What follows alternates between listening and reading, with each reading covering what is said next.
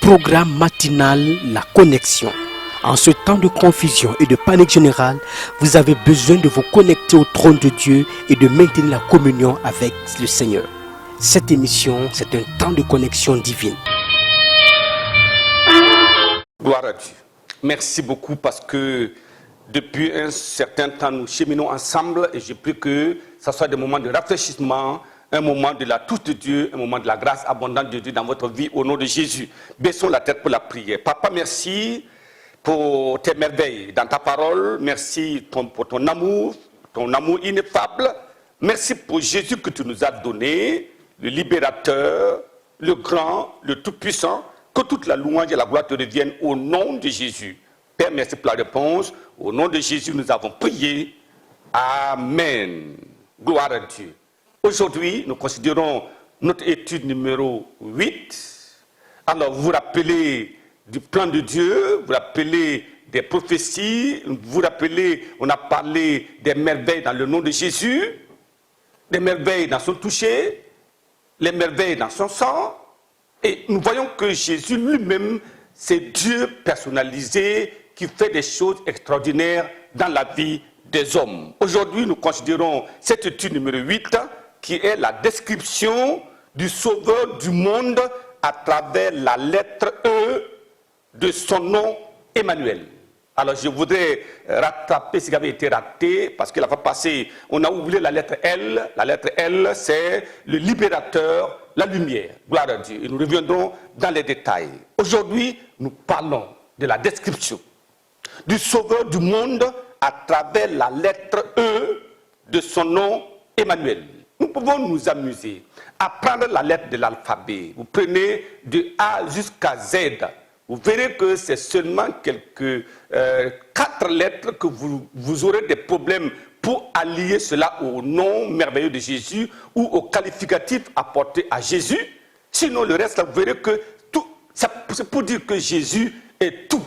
Donc, nous prenons simplement des lettres comme ça pour pouvoir montrer quelle est la description de Jésus, le Sauveur du monde. La lettre E. Alors, voyons dans Ésaïe chapitre 7. Ésaïe chapitre 7. Nous lisons le verset 14. La parole de Dieu nous dit là-bas, verset 14. Ésaïe chapitre 7, le verset 14, qui nous dit ceci. Alors, c'est pourquoi le Seigneur lui-même vous donnera un signe. Voici, la jeune fille deviendra enceinte. Elle lui enfantera un fils et elle lui donnera le nom d'Emmanuel. Ça, c'est la prophétie déclarée de façon claire et précise. Elle lui donnera le nom d'Emmanuel. C'est pour ça que nous considérons la lettre E du nom Emmanuel de Jésus. Alors, allons dans Matthieu chapitre 1, verset 23. Il dit là-bas, voici la Vierge sera enceinte, elle enfantera un fils, on lui donnera le nom d'Emmanuel, ce qui signifie Dieu avec nous. Gloire à Dieu. Dieu avec nous. Alors, quand nous allons dans Jean chapitre 1, le verset 1, il est dit là-bas, alors au commencement était la parole, et la parole était avec Dieu, et la parole était Dieu.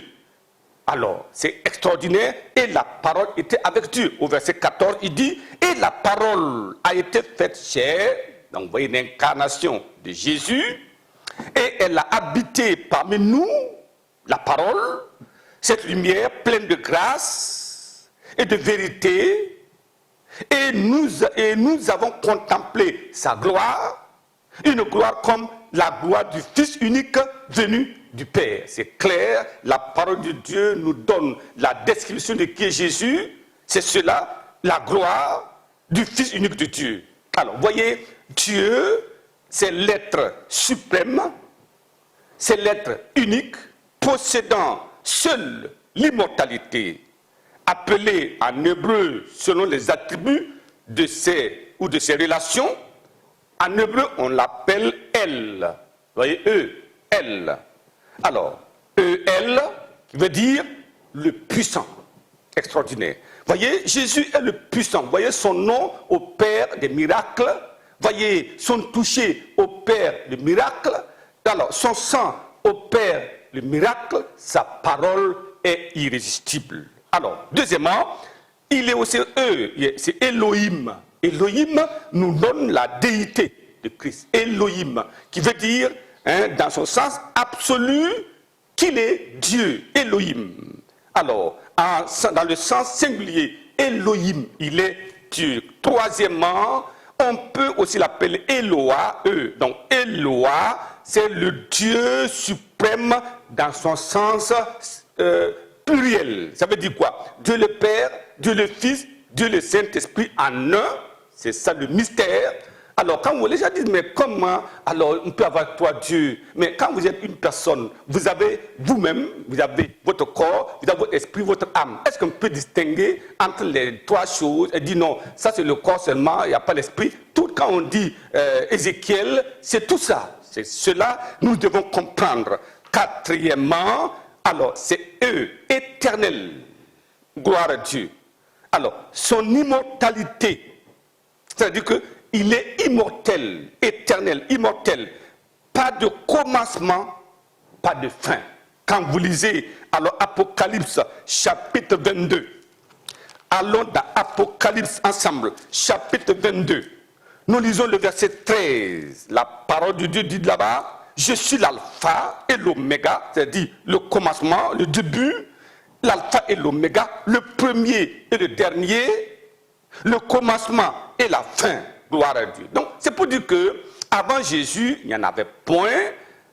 Après Jésus, il n'y en a même pas, parce que Jésus demeure le même, le début, la fin, il est le commencement, il est la fin, il est tout.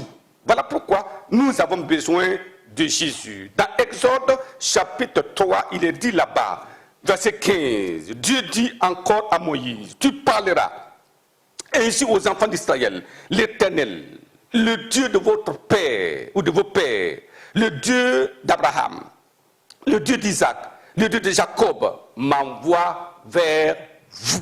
Voilà mon nom pour l'éternité. Voilà mon nom de génération en génération, éternelle. Il est éternel, pas de début, pas de fin. Alors donc c'est glorieux, c'est merveilleux. Quelle révélation incontestable. Quelle vérité immuable, établie aussi bien dans le ciel que sur la terre. La question, c'est que tous les hommes doivent reconnaître la Seigneurie de Jésus et se prosterner devant celui qui vient. Je prie que pendant ces moments où nous examinons la parole de Dieu, que l'Esprit de Dieu transporte l'essence de la parole, la puissance de la parole, le besoin de la parole dans notre vie, afin de nous parfaire et nous rendre comme Dieu le veut au nom de Jésus. Voilà pourquoi nous allons prier. Jésus, la description du Sauveur du monde à travers la lettre E de son nom Emmanuel. Prions ensemble. Papa, merci pour les merveilles, merci pour ta parole révélée. Oh, tu es le Dieu tout-puissant, tu es Elohim, Eloah. Oh, Papa, nous prions que ta grâce abondante dans le nom de Jésus apporte la vie, le réconfort, apporte la victoire dans les combats. Nous vivons un moment où le diable est enragé. Il veut détruire ton peuple. Il veut faire taire la vérité. Mais je prie qu'en ce moment, donne à ton peuple d'être ceux-là qui vont transmettre la vérité à ce monde perdu au nom de Jésus. Et comme nous prions, que ta grâce abonde dans la vie de chacun de nous. Je prie que tu bénisses ton peuple. Bénis tous ceux-là qui écoutent ta parole. Et que tous les plans de l'ennemi dans leur vie soient détruits au nom de Jésus. Parce qu'au nom de Jésus, tout se nous fléchit. Au nom de Jésus, les malades sont guéris. Je prie qu'au nom de Jésus-Christ, tout malade couvre maintenant la guérison au nom de Jésus. Père, merci parce que c'est fait. Au nom puissant de Jésus, nous avons prié. Amen. Que la grâce de Dieu vous accompagne. Amen.